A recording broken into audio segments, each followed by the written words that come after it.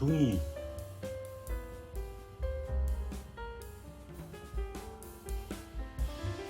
너 얘 애기 아빠지? 어?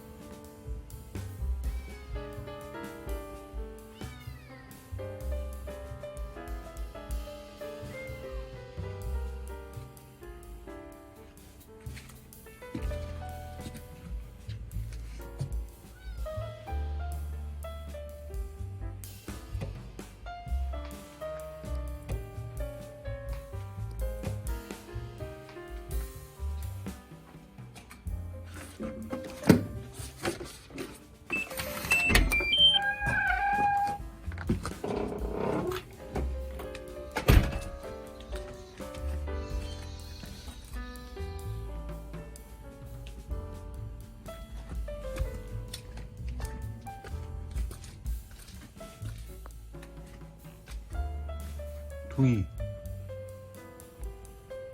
새끼 데리고 간 거 확실하지? 응? 누나 데리고 와서 청문회해야 되겠다 너. 응?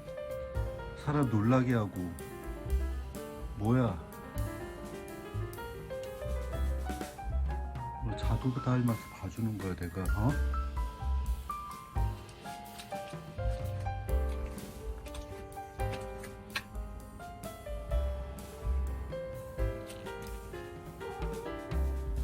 아이고야, 자두 어디 갔어?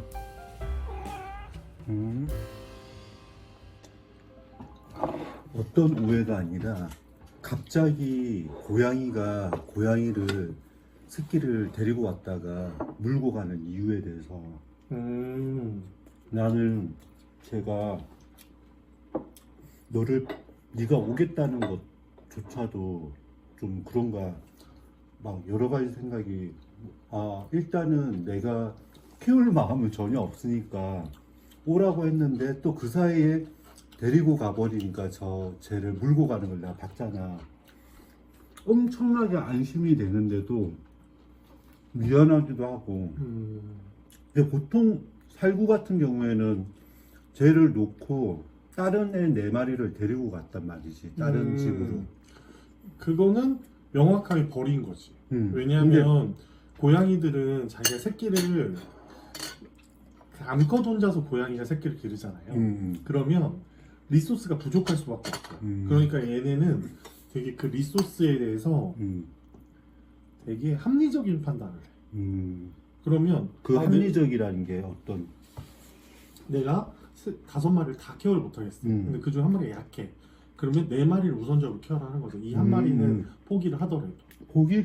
포기라고 할 수도 있고, 가끔 이제 머리가 좋은 친구들 같은 경우에는 자기가 밥을 얻어먹는 집에 걔를 놓고 가요. 그 개들의 경우에는 야생의 개들, 늑대 같은 애들 보면 얘네들이 무리 생활을 하잖아요. 그러면 그 자기네들이 사는데 자원이 부족하잖아요. 그러면 같이 이동을 한대요.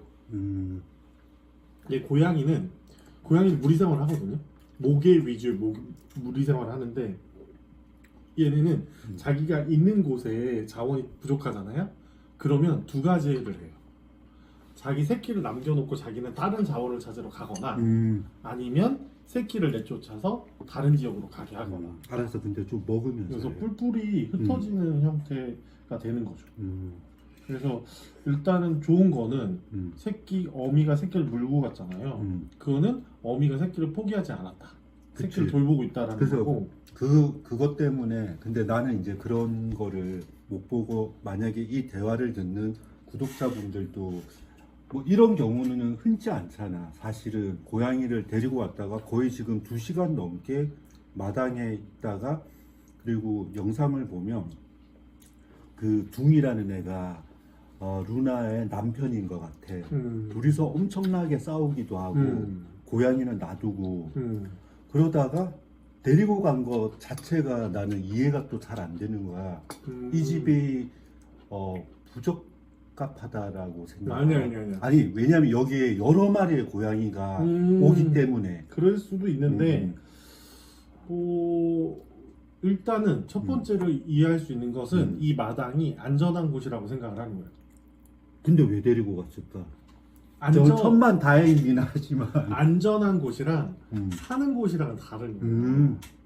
그러니까 여기는 되게 중립적인 지역이에요. 얘네는 거리가 되게 있거든요. 개체거리, 뭐 사회거리, 도주거리 뭐 이런 게 있는데 애기들이랑 같이 사는 건 가족끼리만 있는 공간이에요. 근데 여기는 생활권에 들어가는 거예요. 여기 와서 밥도 얻어먹고 그리고 여기는 다른 고양이랑 공유를 하잖아요. 그래서 생활권이에요. 생활권인데 그래도 형이 뭔가 위험한 사람은 아니라는 거죠. 되게 안전한 사람이기 때문에 그 시간 동안 왜냐면은 되게 이 사람 위험한 사람이야. 그럼 이 마당까지 그 애기가 오지 못하게 했을 거나 그렇겠지. 바로 몰고 갔을 텐데 한참 보다가 좀 어수선했을 거예요. 어수선하고 저 이제 다른 고양이들, 다른 애기들이 있으니까 데려가야 되니까 아마 몰고 간 것 같아요. 난 되게 웃긴 게 아까 딱 갑자기 물고 가길래 이게 영상을 잘 못 찍었는데 거기 영상이 잘 안 보이더라고. 근데 어떤 생각이 드냐면은 얘를 데리고 간 다음에 내일 아침에 4마리를 데리고 오면 어쩌나 한 명씩 다 그러면 나는 정말 그래서 저 고양이 밥그릇을 치울까? 새끼들이랑 다 같이 올 수도 있어요. 다 같이 온 적은 있어. 앵두라는 애가 내 새끼들이 담을 못 넘으니까 그때는 새끼들이 좀 컸을 때고 지금 루나 새끼는 너무 작아서 자기가 물고 다니잖아. 그러니까 담을 넘어서 왔어 제가. 근데 5마리가 다 우리 마당에 오는 거는 밥만 먹고 가는 건 괜찮은데 나는 만약에 내 현관문 안으로는 들이지는 못할 것 같아. 그럴 때 보통 사람들은 그럼 어떤 도움을 받을 수 있을까 하는 생각도 잠시 했었거든. 만약에 구청에 신고를 해서 뭐 종합검진을 받을 수 있는 이거 개인이 하기에는 근데 구청에 신고를 일단 잡아가요. 그리고 중성화 수술을 시키겠지. 어린 거를 못 시키지. 근데 어린애들 같은 경우는 공고를 내겠죠. 근데 공고 냈는데 공고 낸 동안 입양이 안 되면 안락사가 돼요. 그래서 나는 사실은 아까 네가 잠깐 얘기했듯이 구독자나 내 주변 사람들한테도 그런 부탁 아닌 부탁을 하게 되면 내가 평생 마음에 빚이 져야 될 것 같고 내가 예전에 강아지를 우연히 발견해서 그런 적이 한 번 있거든. 처음에는 나도 사료를 대주다가 그쪽에서 딱히 원하지도 않을 뿐더러 잘 키우고 있으니까 근데 시간이 지나고 나니까 그게 마치 없었던 얘기처럼 이렇게 되는 것도 좀 내가 양심의 가책을 좀 느끼는 부분이고 그 다음에 뭐냐면은 주변 사람들을 근데 워낙에 원했던 사람이 있으면 금상첨화인데 약간 이렇게 도와주는 형식으로 데려갔다가 파양이 되거나 그 사람도 힘들 수도 있잖아. 고양이를 키우는 게 한번 키워보니까 이게 쉬운 일이 아닌 것 같아. 즐거운 일이 더 많긴 하지만 이제 곰곰이 생각해 보니까 그냥 밥만 줘야지.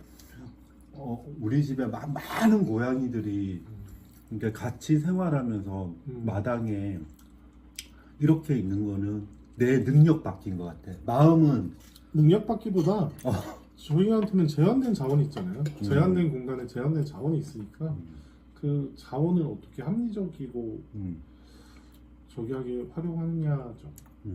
마당에서 주는 정보. 그래서 여하튼 오늘 데리고 왔던 거는 그냥 진짜 아름답게 해석하면 네 말대로 잠깐 나한테 얼굴 보여주고 데리고 가는 건데 자주 닮아서 보여주려고 왔어요. 그럴 수도. 근데 너무 애가 보니까 잠깐 봤는데도 애가 깨끗하고 똘똘하고 뭐 살구처럼 뭐 처음에 꼬리가 비뚤어지든지 뭐 이런 것도 전혀 없었거든. 여하튼 10년 감사.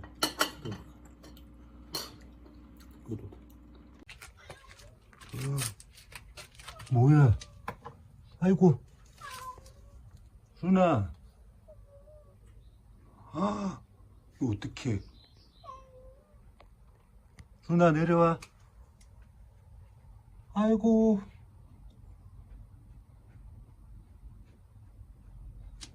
안 돼, 루나.